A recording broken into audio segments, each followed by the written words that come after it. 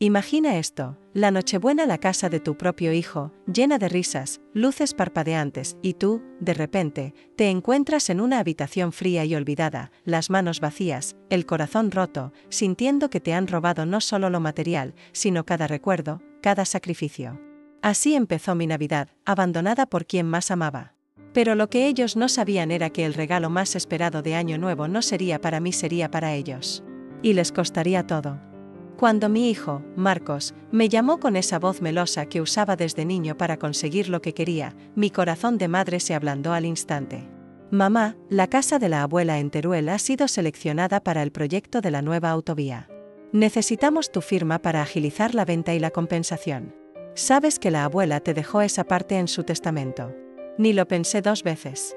Había vivido más de 40 años en ese pequeño apartamento, enseñando matemáticas en el instituto local, viendo crecer a generaciones de niños, incluyendo al mío.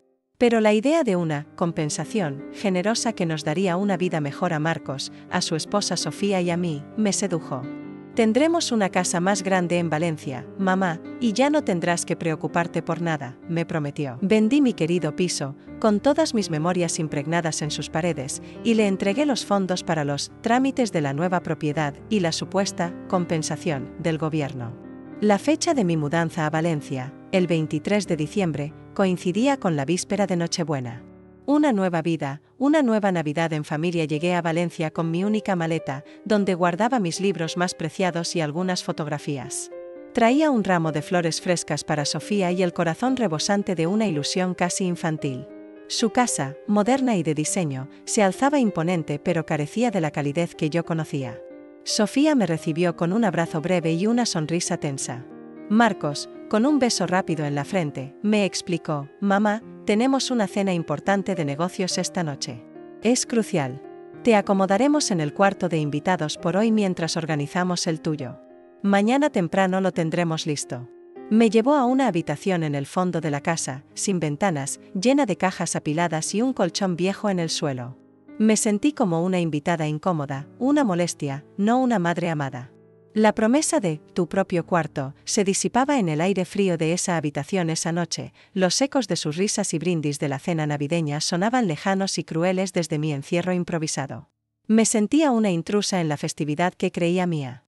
Apenas pude conciliar el sueño, el colchón duro y el silencio de la soledad en esa casa tan grande me abrumaban. La mañana siguiente, el día de Nochebuena, me levanté con la esperanza de que todo fuera un malentendido. Fui a la cocina, esperando encontrar a Marcos o Sofía, tal vez preparando el desayuno familiar. Pero solo encontré una nota en la encimera, escrita con la letra elegante de Sofía: mamá, tenemos un viaje sorpresa. La nevera está llena. Volvemos en Año Nuevo. Feliz Navidad. Mi mente tardó un segundo en procesarlo. ¿Un viaje? ¿Sin mí? Sin avisar. Ni una llamada, ni un adiós, solo un papel. Fui a mi cartera. Estaba vacía. Mis tarjetas de crédito, que Marcos había insistido en configurar para mí, estaban canceladas. Incluso mi teléfono, que él mismo había actualizado para que funcionara mejor, no tenía servicio. Había sido despojada de todo, dejada completamente sola y sin un céntimo en una ciudad desconocida, en la víspera de la Navidad. El espejo de mi alma se hizo añicos. No grité, no lloré. El dolor era demasiado profundo para lágrimas. Solo sentí una claridad fría como el hielo. Yo no era una madre para ellos, era un trámite financiero, un recurso desechable. Una pieza de ajedrez en su juego de ambición. La promesa de una nueva vida se había convertido en el más amargo de los engaños.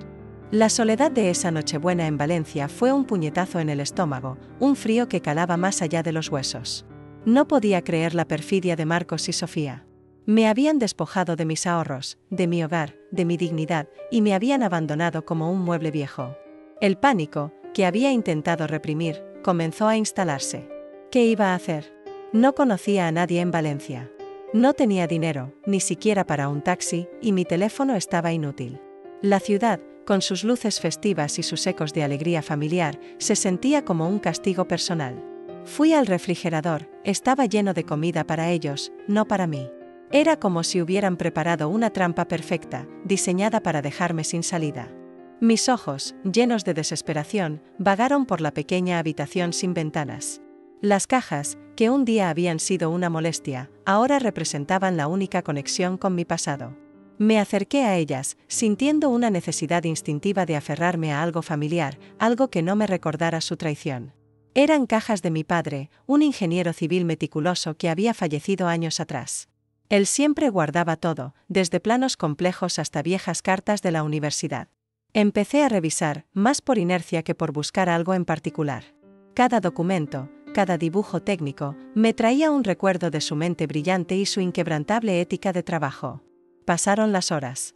Fuera, la noche de Nochebuena se profundizaba, pero dentro de esa habitación, una tenue chispa de esperanza comenzó a encenderse entre planos de carreteras y contratos empolvados. Encontré un documento antiguo. Era un acta de propiedad inmobiliaria, con un sello oficial descolorido por el tiempo, pero inconfundiblemente auténtico.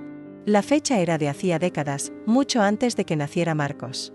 Mis manos temblaron al leer los detalles. Era una participación accionaria en un terreno en Teruel, una parcela adyacente a la que había sido mi casa, parte de un área que ahora estaba destinada al proyecto de la nueva autovía. Mi padre, en su previsión, la había adquirido en secreto para protegerla de futuras expropiaciones injustas o especulaciones. Lo había olvidado por completo. Un pequeño terreno, insignificante en su momento, que ahora era el epicentro de un gigantesco proyecto de infraestructura. La emoción me abrumó. No era solo un papel, era una tabla de salvación. Era la fortuna oculta, que ni mi hijo ni Sofía imaginaban que yo poseía. Un detalle insignificante para ellos, perdido entre los miles de documentos de mi padre, pero que para mí representaba una oportunidad inesperada de recuperar mi vida. Me di cuenta de que mi padre, incluso después de muerto, me había tendido una mano. Este documento era mi llave para salir de esa cárcel de cajas, de esa ciudad extraña, de esa Navidad desoladora. No podía seguir siendo la víctima pasiva. La sorpresa se transformó en una determinación férrea. Había un nombre y un número de teléfono anotados al margen del documento: Abogado Ruiz, asesor de papá. Era una dirección en un pueblo cercano a Valencia.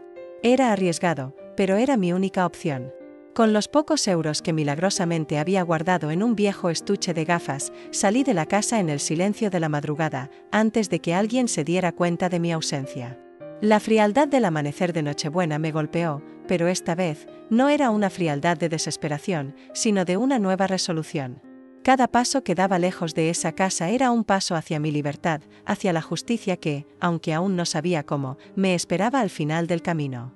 El juego apenas comenzaba, y yo, la supuesta pieza desechable, tenía ahora un as bajo la manga. Con el acta de propiedad inmobiliaria en mi mano, la frialdad de la Nochebuena valenciana se transformó en una determinación ardiente. La desesperación había cedido su lugar a una claridad gélida, la misma que sentía mi padre cuando lidiaba con proyectos complejos. No había tiempo para lamentaciones ni para el resentimiento. Tenía que actuar, y debía hacerlo con la misma precisión con la que Marcos y Sofía habían orquestado su engaño. Mi primera prioridad era contactar al abogado Ruiz, el asesor de mi padre. El pueblo donde se encontraba su oficina, un pequeño municipio costero, no estaba muy lejos de Valencia. Era un riesgo enorme salir de la casa sin que Marcos o Sofía sospecharan, pero era mi única oportunidad. Con los pocos euros que había logrado esconder en mi viejo estuche de gafas, salí de la casa en el silencio sepulcral de la madrugada. El frío del amanecer de Nochebuena me golpeó, pero esta vez, la sensación no era de desesperación, sino de una nueva resolución. Cada paso que daba lejos de esa casa era un paso hacia mi libertad, hacia la justicia que, aunque aún no sabía cómo, me esperaba al final del camino. El trayecto en autobús fue largo, pero mi mente estaba en ebullición, trazando cada posible escenario. Al llegar, la oficina del abogado Ruiz era modesta, con el aroma a papel viejo y café. Don Ricardo Ruiz, un hombre de unos 60 años con gafas en la punta de la nariz, me recibió con cautela. Le conté toda la historia: la venta de mi casa, la supuesta compensación, la nueva vida en Valencia, la Nochebuena en el cuarto de invitados y el abandono. Luego, con manos temblorosas, le entregué el acta de propiedad. Él lo examinó con un silencio que se hizo eterno. Sus ojos, inicialmente escépticos, se abrieron como platos. Amalia, me dijo finalmente, su voz apenas un susurro, este terreno no es solo una parcela. Es un punto estratégico para el proyecto de la autovía. Si tú eres la única que tiene una parte sin vender, o si hay una irregularidad en la venta, la constructora está en un problema gigante. Estás sentada sobre una mina de oro. La noticia me dio escalofríos. No era solo dinero, era poder. El mismo poder que Marcos había usado para manipularme, ahora estaba en mis manos. Don Ricardo me explicó que, si la venta de mi parte del terreno había sido falsificada o si Marcos no tenía el poder legal para representarme, lo cual era muy probable, la operación de adquisición de tierras por parte de la constructora podría ser invalidada o al menos gravemente retrasada. Esto significaría millones en pérdidas para la empresa constructora y un escándalo mayúsculo para cualquiera que estuviera involucrado en la falsificación. Marcos, mi propio hijo, había puesto la soga alrededor de su cuello. Necesitamos actuar con discreción, Amalia, continuó don Ricardo. Lo primero es congelar cualquier cuenta o activo al que Marcos pueda tener acceso bajo tu nombre. Luego, iniciaré una investigación legal detallada sobre la venta de tu casa y la supuesta compensación.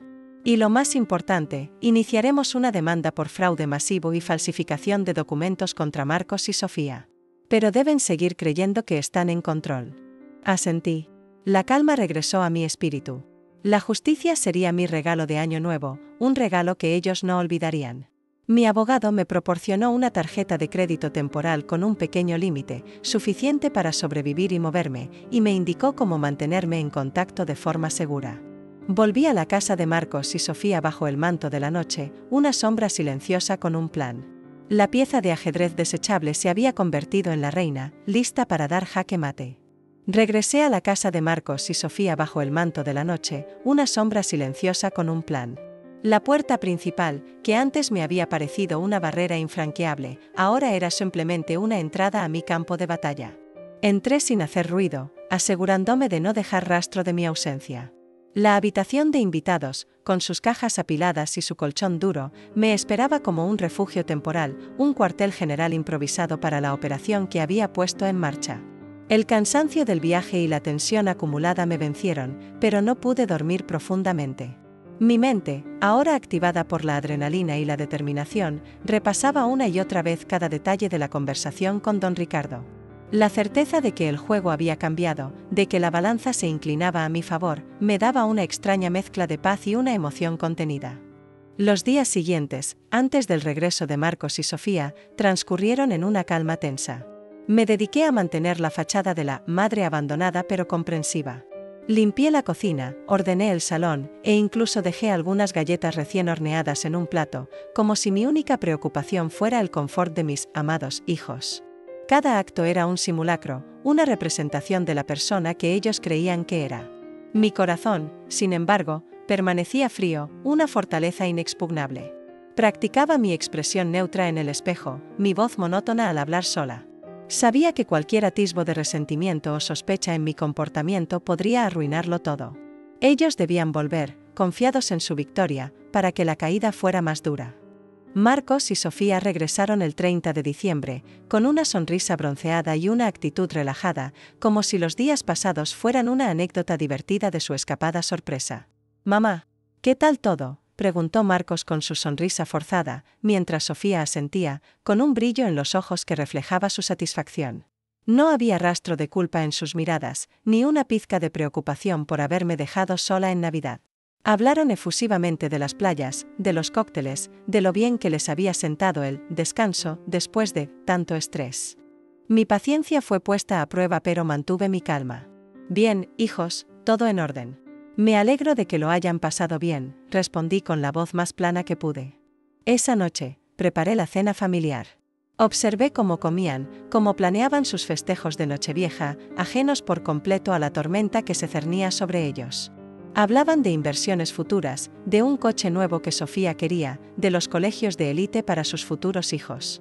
Cada palabra era un clavo más en el ataúd de su ignorancia. Sentía una punzada de tristeza por el hijo que había sido y el hombre en que se había convertido, pero esa punzada era rápidamente ahogada por la rabia de la injusticia que me habían infligido. Ellos me habían obligado a esto. Me habían convertido en la arquitecta de su propia caída. La Nochevieja transcurrió sin incidentes. Brindaron por su prosperidad, por su futuro brillante.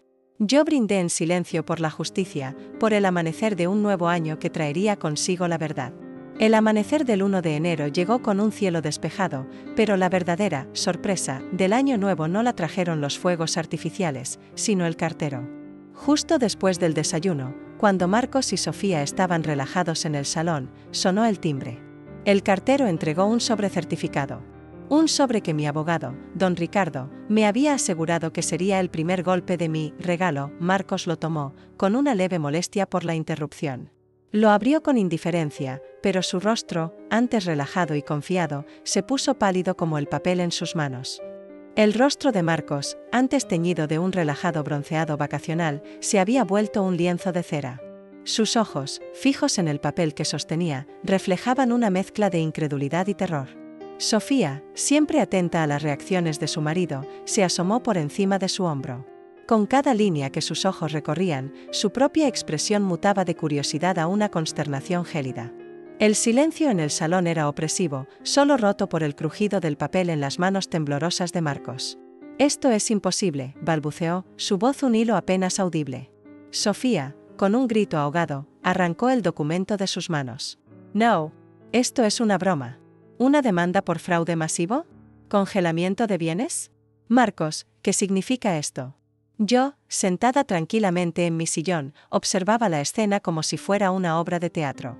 Había esperado este momento, pero ver su castillo de arena desmoronarse ante mis ojos me provocó una extraña mezcla de emociones.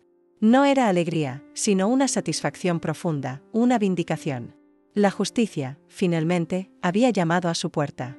«No es una broma, Sofía», dijo Marcos, su voz ahora un susurro quebrado. «Es real. Nostitón. Es la constructora. Dicen que el terreno el que vendí de la abuela Amalia. Hay una irregularidad. Que la propiedad es inválida, que la firma es falsa». Su mirada se clavó en la mía, una acusación silenciosa que no necesitaba palabras. Sofía soltó el papel como si quemara. «La firma falsa, ¿de qué estás hablando, Marcos? Tú dijiste que todo estaba en orden. Que la mamá ya había firmado». Su voz escalaba en histeria. El pánico se apoderaba de ellos, susurros que se convertían en gritos, acusaciones mutuas que volaban por el aire como dardos envenenados. «Tú me presionaste para que la sacáramos de la casa», le espetó Marcos a Sofía. «Tú querías que nos quedáramos con todo». «Pero tú manipulaste los papeles», replicó Sofía. «Siempre tan listo para estas cosas. Y ahora nos metiste en un lío gigantesco». Eran dos náufragos en un mar de desesperación, señalándose el uno al otro mientras el barco se hundía. Me levanté despacio. El sonido de mi taza de té al dejarla sobre la mesa fue estruendoso en el caos de su pánico. Ambos se callaron, mirándome con una mezcla de horror y una incipiente comprensión. «¿Qué hiciste, mamá?».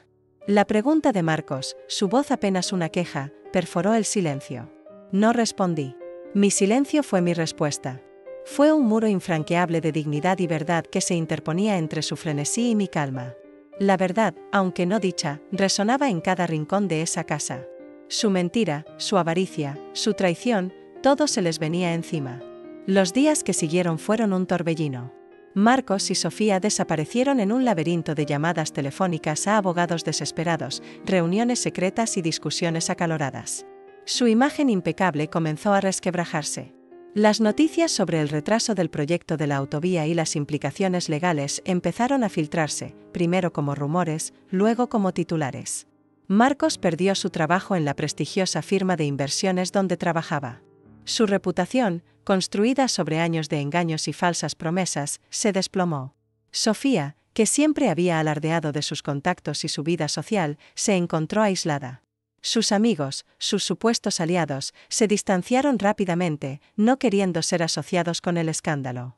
La casa, que antes rebosaba de risas y fiestas, se convirtió en un nido de ansiedad y resentimiento. Las cenas dejaron de ser placenteras. Sus caras reflejaban el insomnio y el miedo. El regalo de Año Nuevo, que don Ricardo y yo habíamos orquestado, no era solo una demanda, era un terremoto que sacudía los cimientos de su existencia, desmoronando cada pilar de su vida fabricada. Y yo, la madre desechable, era el epicentro de esa destrucción, una fuerza silenciosa e implacable que les estaba cobrando cada lágrima, cada humillación que me habían infligido en esa fría Nochebuena. La partida apenas comenzaba, y ya estaban perdiendo mucho más que dinero. Estaban perdiendo su futuro. Los días posteriores al Año Nuevo se convirtieron en un purgatorio para Marcos y Sofía. El aura de éxito y sofisticación que tanto se esforzaban por proyectar se desvaneció con cada nueva llamada telefónica, con cada artículo que comenzaba a circular en los medios digitales locales sobre el escándalo del proyecto de la autovía. La demanda por fraude masivo no solo era un papel con sellos judiciales, era un virus que carcomía cada pilar de su vida fabricada. Marcos pasaba horas encerrado en su despacho, el teléfono pegado a la oreja, su voz subiendo y bajando entre la rabia y la súplica. Sofía, que antes vivía por sus reuniones sociales y sus eventos de caridad, ahora rara vez salía de casa. Sus amigas, las mismas que celebraban sus lujos, ahora respondían con evasivas o simplemente no respondían a sus mensajes. El aislamiento era una celda silenciosa que se cerraba a su alrededor. Yo, por mi parte, me convertí en una observadora silenciosa. Mi presencia en la casa era una constante, una especie de espejo incómodo que reflejaba su miseria. No los confrontaba, no les hacía preguntas. Simplemente estaba allí, comiendo mis comidas con una calma que debió haberlos exasperado, leyendo mis libros en el salón, ajena al torbellino que los consumía. Cada grito, cada portazo, cada lamento era música para mis oídos, no por sadismo, sino por la confirmación de que la justicia, aunque lenta, era implacable. Don Ricardo me mantenía informada. Las cuentas bancarias de Marcos y Sofía ya estaban congeladas a la espera de la resolución judicial. Las propiedades que Marcos había adquirido con el dinero de mi casa, incluido ese ostentoso coche que tanto exhibían, estaban bajo investigación y a punto de ser embargadas una mañana. Marcos salió de su despacho con el rostro demacrado. Me miró, sus ojos hundidos y llenos de una mezcla de acusación y una desesperación incipiente. «Me despidieron, mamá», dijo, su voz carente de su habitual arrogancia. «La firma no puede permitirse tener a alguien bajo investigación por fraude. Lo perdí todo». Sofía irrumpió en la sala, sus ojos inyectados en sangre. «¿Y quién crees que va a pagar las facturas ahora, Marcos? Esta casa es nuestra ruina. Y todo por tus malditas ideas». Su discusión escaló a un nivel que nunca había presenciado. Los gritos, las recriminaciones, el llanto de Sofía llenaron la casa. Yo permanecí sentada, tomando mi té, mi mano firme. Mi regalo de Año Nuevo estaba dando sus frutos. Sentía una punzada de tristeza por el hijo que había sido y el hombre en que se había convertido, pero esa punzada era rápidamente ahogada por la rabia de la injusticia que me habían infligido. Ellos me habían obligado a esto. Me habían convertido en la arquitecta de su propia caída.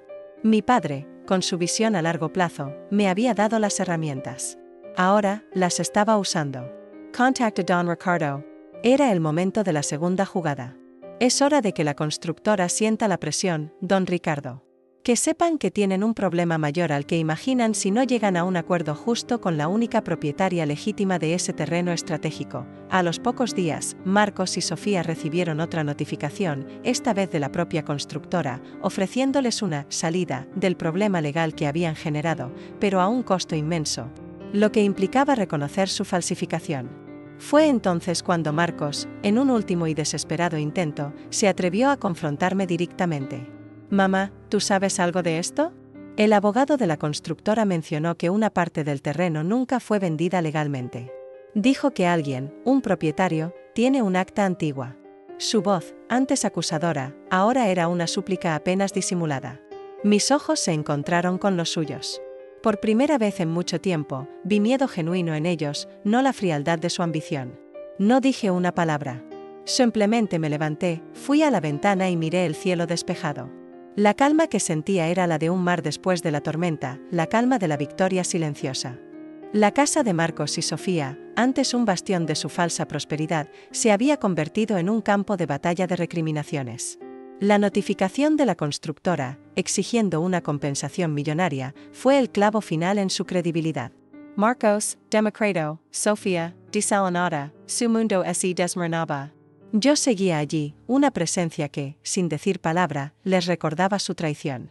Una tarde, Marcos, con voz ronca, me preguntó: «Mamá, el abogado de la constructora insiste en que la venta del terreno de la abuela es ilegal. ¿Sabes algo de esto?» Sofía se unió, sus ojos fijos en mí. Era el momento. Cerré mi libro con calma y saqué el acta de propiedad inmobiliaria de mi padre. Lo deslicé hacia ellos. «Este es el propietario legítimo», dije con voz serena. La respiración de Marcos se detuvo. «Sofía Jadio». Leían temblorosos, reconociendo la firma y el nombre de la parcela. «Imposible, esto es una falsificación», gritó Sofía. Marcos, aturdido, luchaba por procesar. «La firma que usaste para la venta de mi parte era falsa, Marcos. Tú sabías que esa porción del terreno era mía, que mi padre me la había dejado. Y tú, Sofía, fuiste cómplice.